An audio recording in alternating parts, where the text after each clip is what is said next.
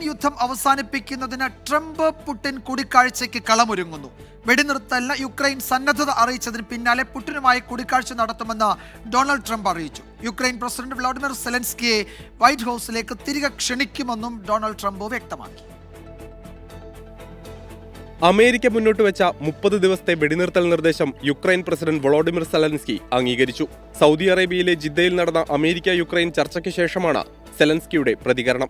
കര, വ്യോമ, കടൽ യുദ്ധമടക്കം എല്ലാ ആക്രമണങ്ങളും നിർത്തിവെക്കാൻ തയ്യാറാണെന്നും ഇക്കാര്യം അമേരിക്ക റഷ്യയെ ബോധ്യപ്പെടുത്തണമെന്നും സെലൻസ്കി വ്യക്തമാക്കി. ചർച്ചകൾക്കു ശേഷം പുറത്തിറക്കിയ സംയുക്ത പ്രസ്താവനയിൽ യുക്രൈനുള്ള സുരക്ഷാ സൈനിക സഹായങ്ങളും രഹസ്യാന്വേഷണ വിവരങ്ങൾ പങ്കുവെക്കലും അമേരിക്ക പുനരാരംഭിക്കുമെന്ന് വ്യക്തമാക്കിയിട്ടുണ്ട്.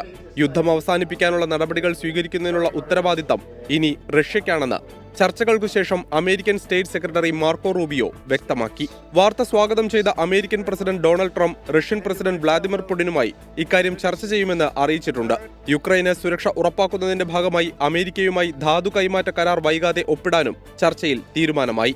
സമാധാന കരാറിനെപ്പറ്റി ചർച്ച ചെയ്യാൻ തയ്യാറാണെന്ന് പുടിൻ നേരത്തെ വ്യക്തമാക്കിയിട്ടുണ്ടെങ്കിലും താൽക്കാലിക വെടിനിർത്തലിന് തയ്യാറല്ലെന്നും റഷ്യയുടെ ദീർഘകാല സുരക്ഷ ഉറപ്പാക്കുന്ന കരാറാണ് താൽപര്യപ്പെടുന്നതെന്നുമാണ് വ്യക്തമാക്കിയിട്ടുള്ളത്. റഷ്യ പിടിച്ചെടുത്ത പ്രദേശങ്ങളിൽ നിന്ന് യുക്രൈൻ പൂർണ്ണമായും പിന്മാറണമെന്നും റഷ്യ ആവശ്യപ്പെട്ടിട്ടുണ്ട്. അതിനിടെ സമാധാന പ്രക്രിയകളിൽ യൂറോപ്യൻ രാജ്യങ്ങൾ പങ്കാളികളാകണമെന്ന് സെലൻസ്കി ആവശ്യപ്പെട്ടു. International desk 24.